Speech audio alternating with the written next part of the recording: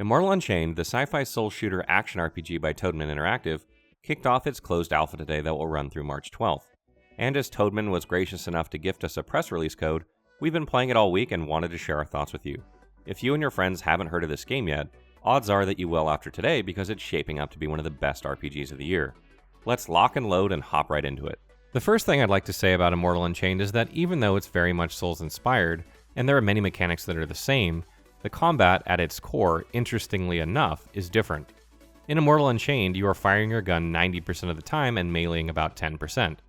This is a huge departure from Souls and one that really helps to define what Immortal Unchained is, because once you get the hang of the controls, you find that you fight very distinctively and combat leads much more to the shooter side of things with just a hint of Souls sprinkled in. Like Souls, the way you fight is very much dictated by the weapon you're using, however in Immortal Unchained you have a wider range of variants. For example, using a submachine gun means you have extremely poor range and must be in close proximity where you can unload with a furious barrage of bullets that are unlikely to miss. Conversely, using a sniper rifle means you want to stay as far away from the enemy as you can, while remaining in range of the target, firing slow, methodical shots.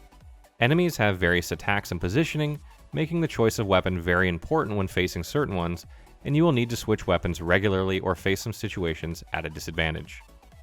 An intriguing element of the combat is that you can target various body parts, much like you could in the Surge, allowing you to disable the enemy you are fighting. You can shoot off their weapons so they cannot fire it at you, or you can blow out their kneecap, forcing them to the ground momentarily while you are free to rain death upon them. You don't use this system all that often, but it does have its moments where it really shines. Weapons have a ton of stats that dictate how well they perform in battle. For example, critical hit bonus, armor penetration, range, recoil, reload time, as well as a unique power attack. Power attacks consume energy much the way skills consumed focus points in Dark Souls 3, and they all do something different. For example, the Prison Guard pistol has flash freeze, which chills enemies in place and deals some damage, while the Marksman rifle fires a precision shot dealing increased damage to the target. They vary widely from weapon to weapon and add an extra element of strategy to the game. For those of you worried that you cannot balance a Souls-like game for ranged combat, here are a few things to help equalize the playing field, making it so you cannot just blast your way through everything. You cannot change your loadout between checkpoints. This means that if you run into a situation where that shotgun would come in handy, but you don't have it equipped because you opted for a sniper rifle to deal with the mess you already made it through, then you just have to figure it out. You have limited ammo. This means that you cannot just spam your shotgun like you're playing Doom because you'll run out before you reach the next checkpoint, and will most likely have to use your backup weapon to get you through. The game rewards tactical thinking like conserving ammo against enemies that are easier to kill, so that you have the good ammo when you need it most. Weapons have different attribute requirements. What this means is that you won't be able to use every weapon you pick up, and in fact will design your character around the weapon types you enjoy playing the most, much like Souls. So even if you had a shotgun and a sniper to bring along, odds are you couldn't use both anyhow. You consume stamina when you fire. You cannot just continuously fire forever if you expect to be able to dodge attacks as well, which will become excruciating clear to you when you fight the first boss battle. Enemies fire back. Not all enemies melee, in fact I'd say less than 50% do. Most have some sort of gun that will fire at you constantly when you are within range, making it so you cannot just sit there and fire but must dodge and move while you attack. Also, because of the way levels are designed, you'll have to charge toward gunfire on occasion or be killed.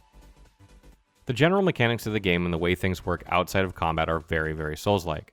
You have obelisks that not only act as checkpoints, but allow you to level your character, change your loadout, and upgrade your weapons, much the way you could in Dark Souls, minus the upgrades. Players can spend bits they have acquired to improve their stats, increasing their character level for each point they spend. There are 8 different attributes, including one called Insight. Immortal Unchained features a mostly linear map with secrets strewn about the place in the forms of loot and forgotten idols that reveal lore and story of the game. There are a decent amount of shortcuts, many of which require keys that you must find as you explore, that allow you to progress or backtrack easily. A few of the chests in the alpha required keys as well, a good number I should say, making it likely that you will return to places you have visited before, much the way you would in a Darksiders type game. Like Souls, enemies respawn when you die, drop loot from their own loot pools including weapons, and have their own AI. If you are ever killed, you will drop your bits and you'll need to return to retrieve them before you are killed again or you will lose them. Players have a certain number of heals and buffs they can use per rest at the obelisk, which means that you have to make it to the boss with a few or you'll have a rough go of it. There are NPCs in the game and they speak to you much the way NPCs in Souls games do, without a big production and in a cryptic and vague manner that makes you wonder what the fuck is going on. No word yet on whether they will have quests or not, but I'll see if I can get this question answered soon. The character you play, who vaguely resembles Bayek from Assassin's Creed Origins, is the only one I have seen anywhere in promotion about the game or on the website, and I think it's probably fairly safe to speculate that you won't be able to change the visual appearance of the character himself. Toadman not being a huge studio and the focus heavily on gameplay also leads me to think this. There was no character creation nor class selection during the alpha, so just exactly what customization there is, even if you cannot change your visual appearance, is still unclear, however. Combat and gameplay feel very good for an alpha build. There are a few minor glitches that need to be worked out, primarily with boss AI and attacks, but for the most part, Immortal Unchained plays really nicely.